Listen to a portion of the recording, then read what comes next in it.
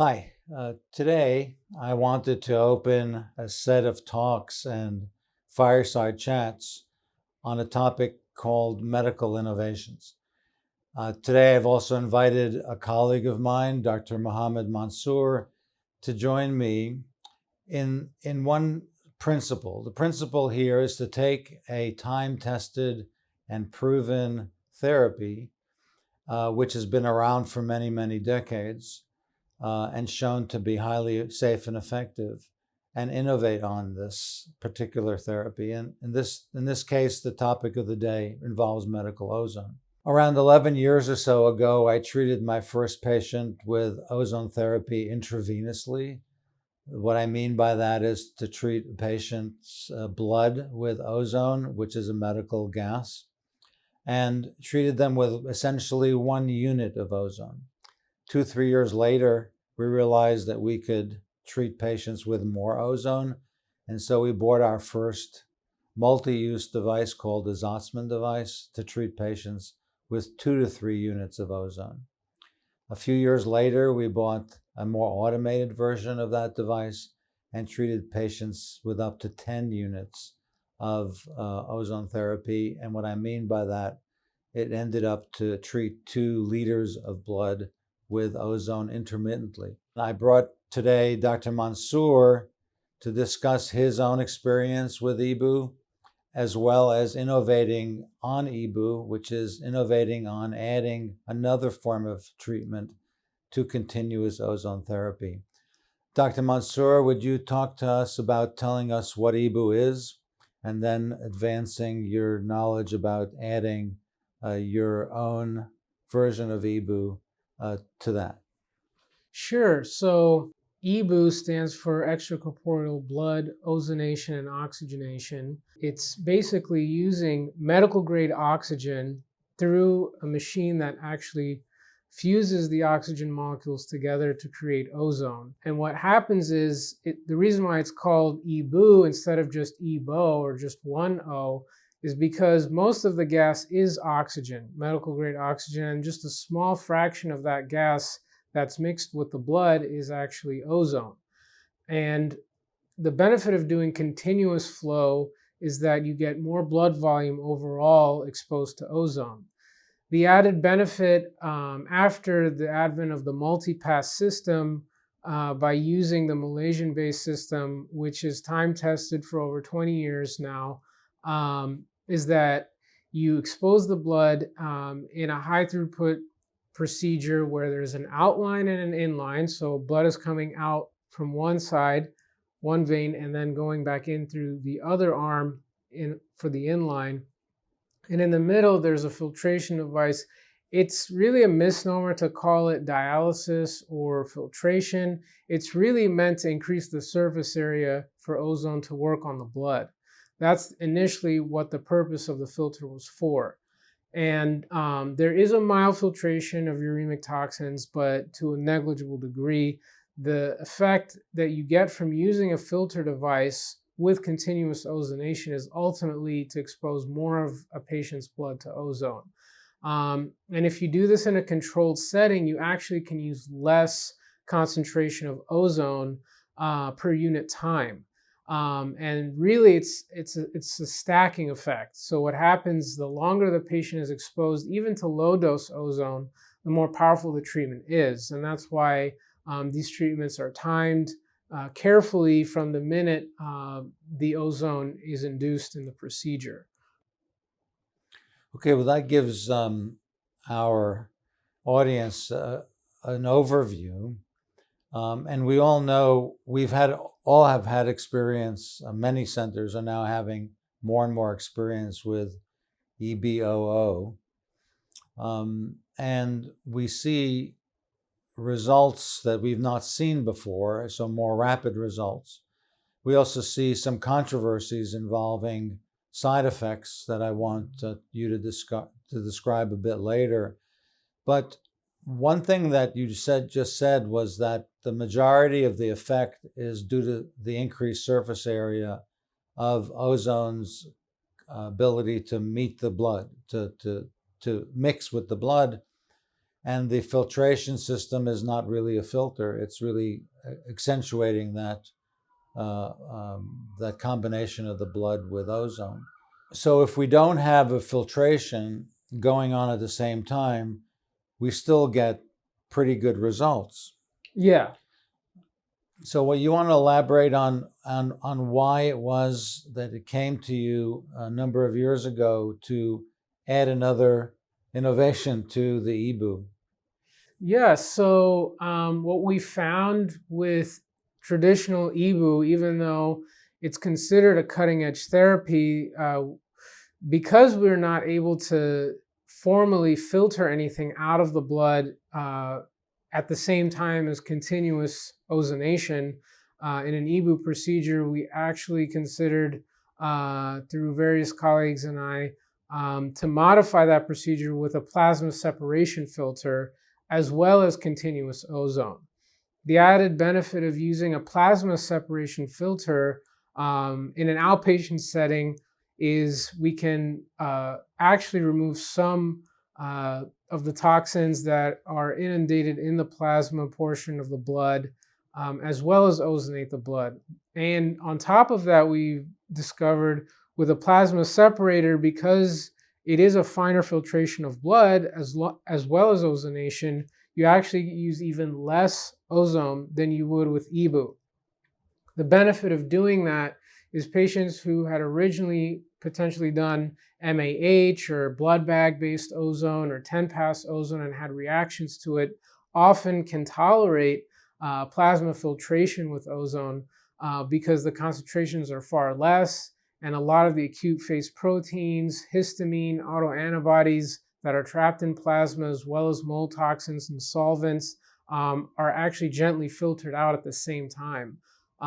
So you have a release of some of that inflammatory load, as well as a simultaneous amount of a very small amount of ozone, which is only meant to be immune modulatory, not meant to induce any type of antimicrobial effect to any significant degree. So one thing that Dr. Mansour just emphasized was he can use a lower concentration of ozone. Ozone has deeply positive effects, but its immediate effect is an oxidant effect. And so you can tolerate more ozone by going with lower concentrations, but at the same time, in this particular setting, correct me if I'm wrong, you're also filtering the blood.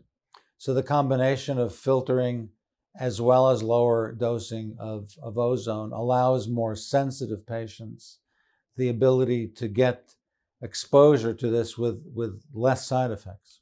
Exactly. We've seen some really promising results with vaccine injury, post-viral infections, lingering neurological effects, brain fog, and sometimes those symptoms can be debilitating and non-responsive to other standard forms of ozone therapy. Actually respond really well to a plasma filtration form of ozone therapy. And those effects can last upwards of weeks to months.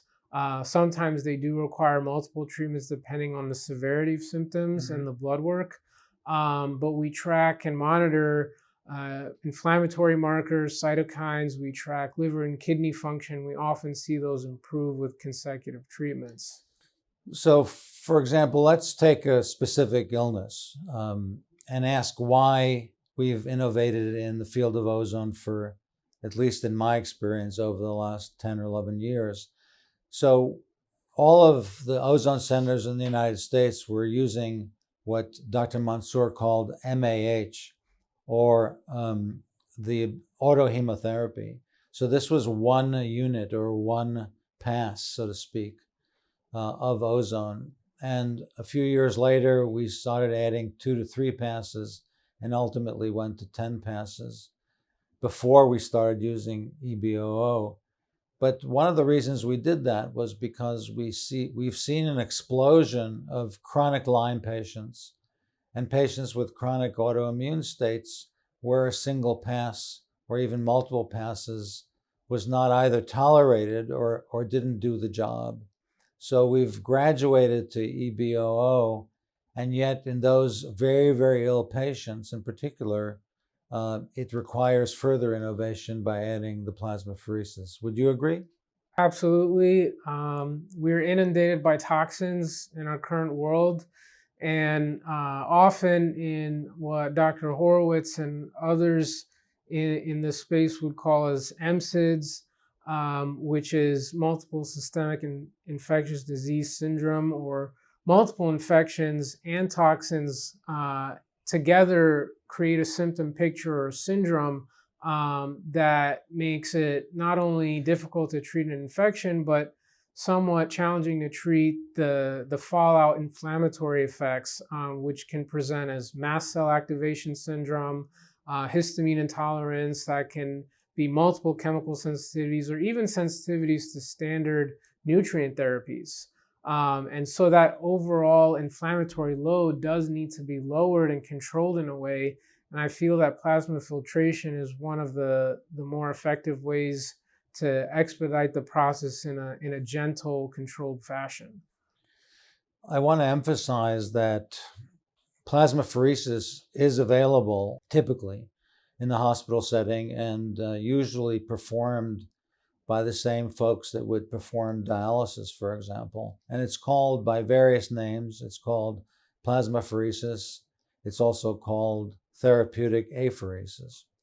But that procedure is more complex, and that procedure usually lasts 3 to 4 hours and requires it requires a certain protocol. And when you do it in that type of a setting, you can't use or you don't use ozone. And in fact, we feel that the combination of ozone with plasmapheresis is a much more intelligent approach to get to the toxins and to get to the repair that's required in these patients.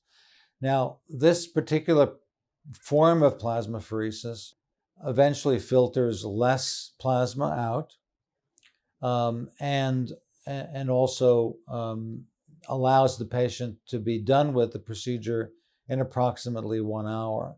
So it's less invasive to a certain extent, and the patients tolerate the procedure a bit better as compared to therapeutic apheresis, although sometimes we have to go that route. But this is a good beginning, and we're, again, just one of the few centers in the world, I believe it's fair to say, that have experience with this form of ozone therapy. And we will be presenting this material at a national meeting later this year, but I wanted to give you a preview. Yes, and to add to that, it's really important to note that many patients with complex chronic illness, persistent Lyme or co-infections or mold toxicity, or even multiple chemical sensitivities, or younger patients with autoimmune neurological disorders like PANS or PANDAS, they often have already done apheresis by the time they come to our clinic, and haven't had the long-lasting effects, or have even had debilitating side effects from apheresis, from weeks upwards of months, to recover their energy, to recover some of their baseline functioning. So those treatments are pretty invasive. And just to give you some perspective of the difference between what we do versus in a hospital setting, is we're pretty much only pulling out 400 to 500 milliliters of plasma, versus in a hospital setting, it's over 2,000 to 3,000 milliliters of plasma. So it's almost a total revamp of your blood plasma in a hospital setting. There's very strict control of calcium levels, electrolyte levels in that setting, and they have to be closely monitored even afterwards to make sure all those albumin and acute phase proteins and everything is being monitored accordingly. In our setting, it's a much more gentle approach. We can usually get patients with replacement fluids and electrolytes out of the clinic within 2 to 3 hours, and generally well tolerated.